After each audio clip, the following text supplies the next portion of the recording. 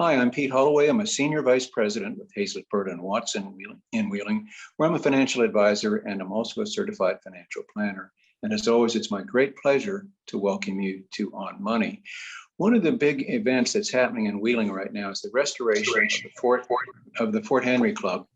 And we're going to be talking to two people who are the prime movers in it. The first is Ernest Dellatorre, a Steubenville native, went to Steubenville Central and got his business administration and MBA degrees at Franciscan.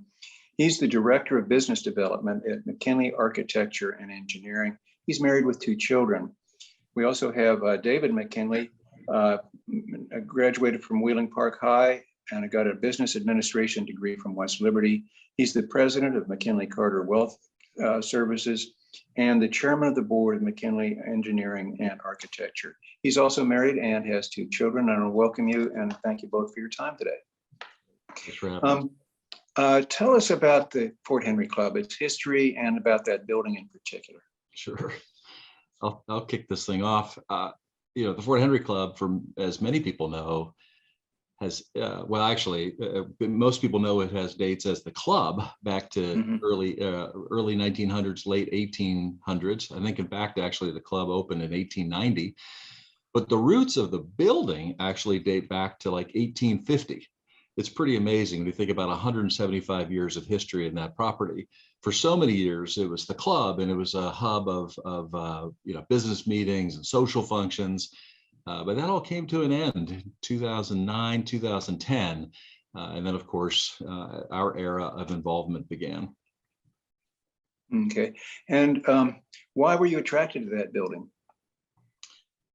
Well, I can answer that.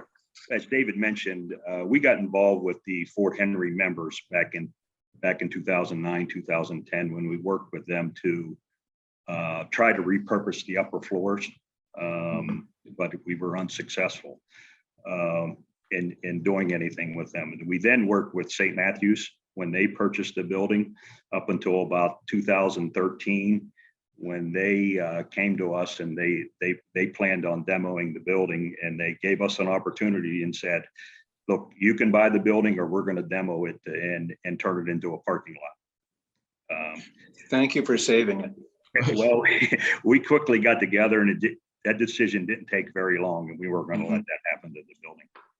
So 2013, we purchased the building and committed time, energy, and money to begin development of the building.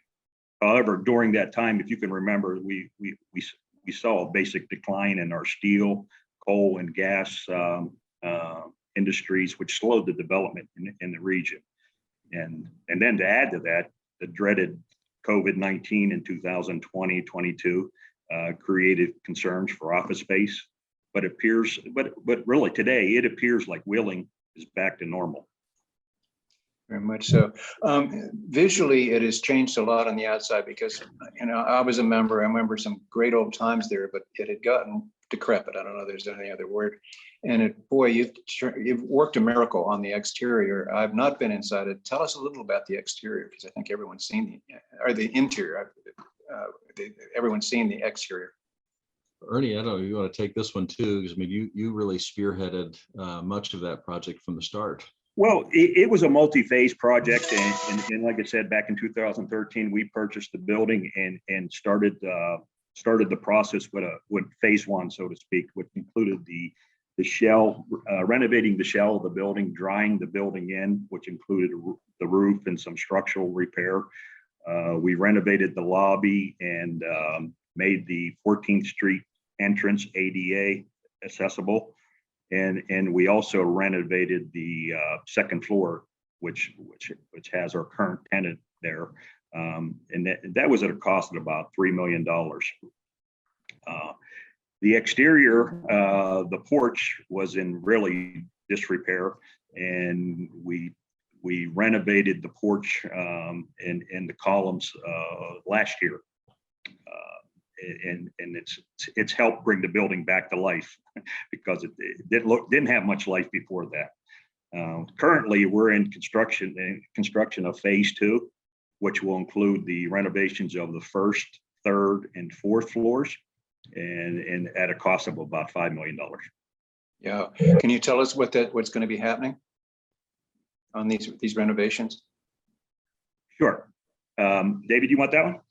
Well, I'm curious, are you asking about who the tenants will be, or what are we actually just doing? what are you doing? What are the spaces themselves, and then we'll get into the tenants. But Sure. what are the spaces?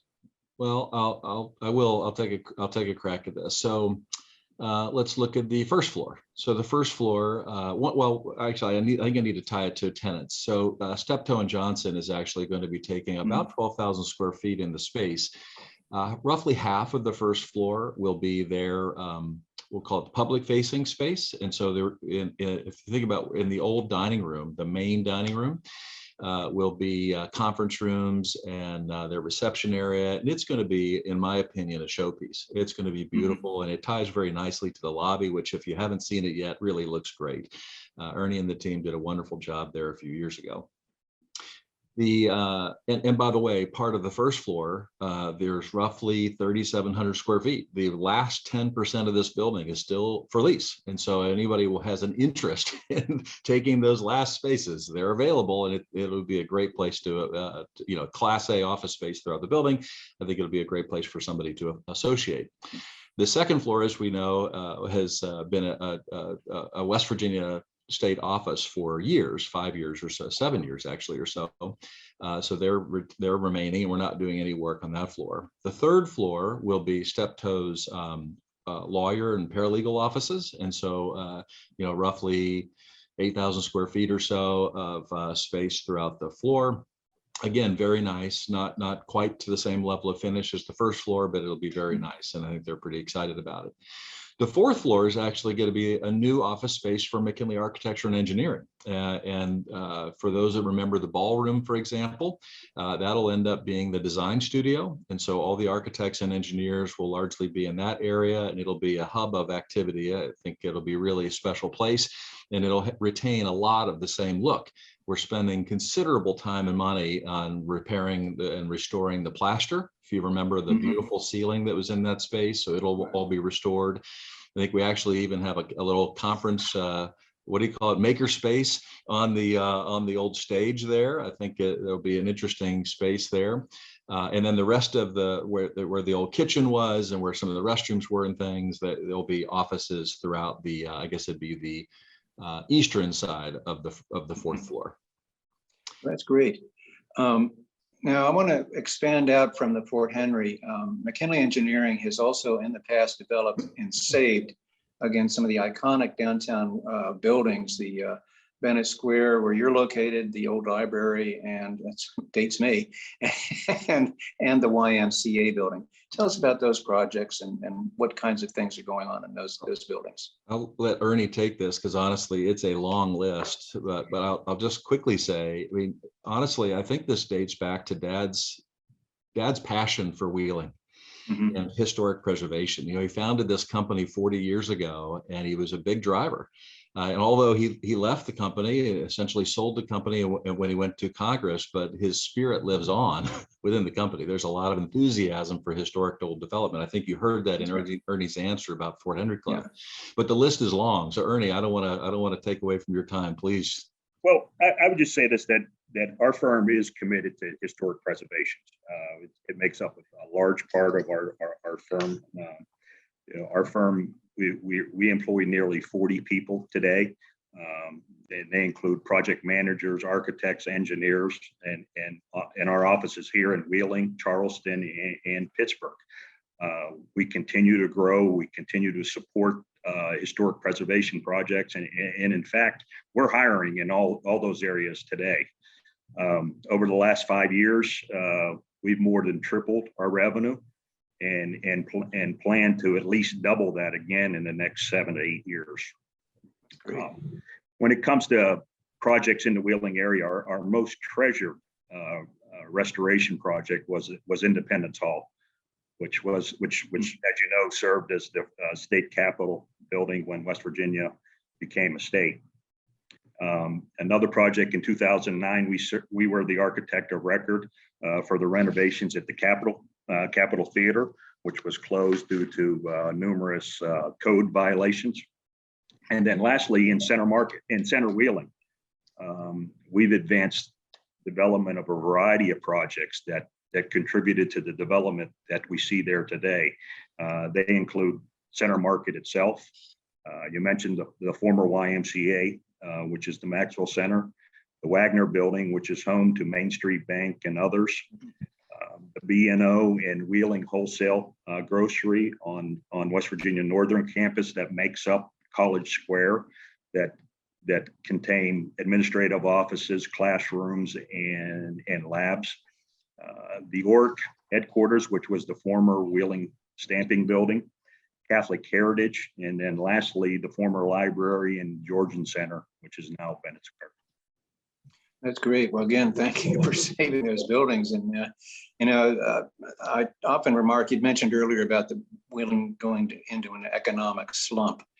And I kind of welcome that in some ways, because these buildings, had we been strong, would have been torn down, and it had some 20-year-old architecture floating around this city. And now we have some really, as I said, iconic buildings. And thank you very much for that. David, do you have any comments on that? A couple of comments come to my mind. As you look through that list of projects, there's a combination of both private and public funding. As we think about kind of emerging from this period, I mean, well, let's be honest, Wheeling kind of if you look back through history and Wheeling's development, there was a period of time from essentially the Depression, from the early 1930s through, honestly, I'd say into the mid 90s, frankly. It was a real gap in private investment in Wheeling of any significance. I mean, clearly people are doing things, but the big buildings, the big commitments of capital were pretty modest during that period. And it seems as though there's a renewed focus, a renewed emphasis, and it's really exciting. I'd love to see even more private development take place. I mean, there have been great examples, but I'm hopeful that we can continue to move that forward. These, thinking about the health plan, for example, true new construction is probably the best example. A significant commitment to the downtown and the central business district. I'm curious to see about, again, looking forward, think about the Wheeling Pit building, and thinking about, that commitment. I haven't seen anything. I read the headlines, so I'm hopeful that in fact it is moving forward. That'll be a significant contributor. Of course, Jeff Woda's projects have been, call it the housing of various sorts throughout the downtown and central and south Wheeling areas. And Roxby development, I don't know exactly how all that's going to come together, but they're taking some really aggressive positions, and I'm hopeful that it all comes together. If they're successful, they'll have a significant impact in Wheeling. The challenges that I think have held us back, I believe we're overcoming. I mean, Pete, you and I both work in wealth management. We know there's a lot of private wealth in and around the Wheeling area. How do we build sufficient confidence to move forward and to commit capital? Can you get a return on investment? And it's just exciting to see. Most of the work that McKinley Architecture and Engineering does is for other clients. The Fort Henry Club is our own project, but most of the time we're doing work for other clients. And so it's exciting to see the possibilities expand. And to be super frank with you, as you think about like the next 10 years, what things could look like. I don't think the timing could be any better for investment in downtown Wheeling. You're thinking about what's going on with the downtown streetscape. I don't know how closely you're following that, but downtown Wheeling over the next year or two, it's a little fuzzy on the schedule on that. Yeah.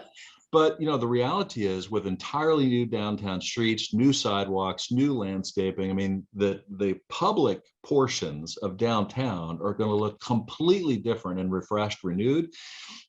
We just need to make sure the buildings behind those sidewalks look as attractive. And I think that the possibilities are good. Until recently, interest rates were pretty low, and there were lots of ways of financing things inexpensively. The last thing that stands out to me about timing is historic tax credits. For people that are willing to commit capital into restoring and rehabilitating these historical properties, the state of West Virginia has made it very attractive. I think it's. This is really important. Can you explain to the audience exactly what you're talking about? Because you might, some of that capital that's not moving might pop into one of these things. Absolutely. So, assuming that you're looking at a piece of property that has historical significance And the definition of that is varied. You know, so there are in certain areas of Wheeling, it's a specific project, a property. And in other areas, it's an entire region, an entire area. Center Wheeling, for example, is nearly entirely a historic sector. And so I think almost all properties in that area apply. The Central Business District, I'm a little less clear, but I think many properties would apply. My point is, if you find a piece of property that is of sufficient historical significance to be eligible for rehabilitation tax credits, the state of West Virginia and the federal government have incentivized this. Ernie, you can confirm this, but I believe it's 25% at the state and 20% at the federal level. That's correct. So if you figure for every $1 million that you're investing in a piece of property, and it can't be the acquisition cost, it has to be true and approved rehabilitation cost. You know, in many respects, you are incentivized to buy the worst building and turn it around. I mean, that's the point, is how do we restore downtown, or how do we restore these historic properties? So, so for every $1 million, you're essentially getting back $450,000 in tax credits. Powerful incentives. And Wheeling's full of these opportunities. And the other thing about the tax credits is that if you don't want them or don't need them, you can sell them to someone else, another corporation that needs them, and then use that to help fund your construction. Absolutely. That there is an active market for that. Absolutely. Mm-hmm. And I would just add that in being involved with many of these projects, they don't work without the tax credits. It would be hard to put a pro forma together and to renovate the building and lease the building without the tax credit. Right. Okay, that's great. Now, David, you'd also mentioned 10 years from now. Where would you like to see Wheeling in 10 years? And how do we get there? Yeah. So there are a lot of variables, you know, but some of the things we've already talked about, you know, just what's happening in development. Is it a question of build it and they will come, or alternatively thinking about coming out of the COVID environment? Wheeling is, I don't want to say unique, but I'll just say special in that we have a low cost of living, high quality of life, proximity to Pittsburgh, Columbus, Interstate 70, 79, 77, international airports in Columbus and Pittsburgh. There are so many things that make Wheeling attractive. The COVID environment in which people are realizing they can pretty much work from anywhere as long as you've got sufficiently reliable broadband, and Wheeling generally is good. And just the fact that nobody has had any disruption in our stream today confirms that.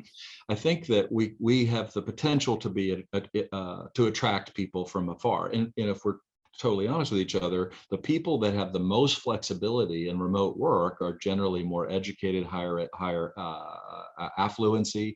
I think they could really be valuable contributors to Wheeling. And honestly, with the level of downtown development and housing, it could actually bring a lot of life to downtown as well. Mm-hmm. I don't know exactly how you might quantify it. Today, I think we have 28,000 people in the city of Wheeling, and that's more than just downtown. You know, thinking out loud, I'd love to see us flip this thing around, because clearly it's been a steady decline. Could you imagine if 10 years from today, in the next census, could be, this is going to be really aggressive. Could you imagine if we had added 7,000 residents, you know, essentially flip that and grow by 25%? I know it's ambitious, but I'm optimistic. We'll see. There's no, on the fly, I didn't, there's nothing to ground that. It's just thinking about how do we reverse it and try to put ourselves where we were 10 or 20 years ago. Yeah, the city really is unique. Normally we just look right at Ogilvy, but how many cities our size have a symphony orchestra or an Ogilvy Institute, or in the Panhandle, a number of higher institutions of higher education, each of which is really different and has a different function. Yeah, it's a good place to move. It is. And people are doing it. I mean, I see stories about people doing so. And I think about the folks, the likes of Brad Smith, who's now the president of Marshall University, and he contributed $25 million to West Virginia's program think it's called Ascend West Ascend, Virginia. How yeah. do you attract people to live and work in West Virginia? Mhm. And they were sold out, so to speak, and it's a multi-year program. So stay tuned. I'd love to, Wheeling is among the highlighted locations. So I hope that we'll get a little more emphasis in the future iterations. That's great. I want to thank you both for this explanation and more importantly for what you're doing for the town, saving the buildings and so forth. Your vision and your willingness to step up to the plate and put some money where your mouth is. Thank you both very much. And I'd like to thank the audience. We'll be singing. I'm Pete Holloway. We'll be singing next week.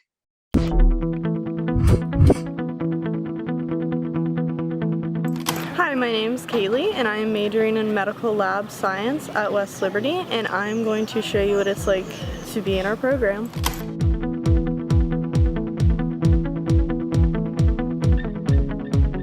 Now we're going to go into comprehensive review with Professor Jordan. We're going to talk today about things that are fastidious, okay? When you guys think of something that's fastidious, what comes to mind? The medical lab science program combines chemistry and biology in a practical way. We learn the theory and lab techniques to provide diagnostic results to healthcare providers. Over 70% of diagnoses are made from the laboratory data. We can start our career as a general medical lab scientist working to provide blood to patients, detecting cancers in blood, diagnosing diabetes, identifying bacteria and viruses like COVID, or we can also work in unique areas such as toxicology, forensics, cytogenetics, public health, or you can even go on to get an advanced degree. Now I'm going to go into the blood bank lab where I'm going to help the juniors. During our junior year on campus, we start learning the basics of laboratory medicine and then the classes build on each other. During our senior year, we go into a hospital lab to get to practice applying the theory and technique we learned the year previously. I would describe myself more as an introvert, so a program like medical lab science really interested me. I've always wanted to go into healthcare to help people, but I really didn't want to be a doctor or a nurse, so working in the lab is a great way for me to still be able to help patients but not having direct contact with patients. Now I'm going to head into independent research with Dr. Cantley. If everybody wants to come over here, this is where all the pores are kept. It's yellow right now because it's in sort of a storage buffer. And basically we're going to spot our sample on the top here. Independent research is a big part of this program. Recently, I've been working on DNA sequencing in the lab. I've gotten a lot of hands-on learning opportunities. We got to perform PCR, gel electrophoresis, and then use the nanopore technology to identify bacteria genetically. This program is perfect for anybody that is interested in biology and wants to use their knowledge to help people. There's a lot of things you can do with this degree outside of working in a lab, including research, teaching, med school, or even becoming a forensic scientist to work in law enforcement. Or it could be a stepping stone for med school, or pathology assistant, or physician's assistant. From here upwards, you can be certain that there was at least one individual bacterium on your skin when you did the skin swab. Thank you for visiting our program today. For more information, visit our website.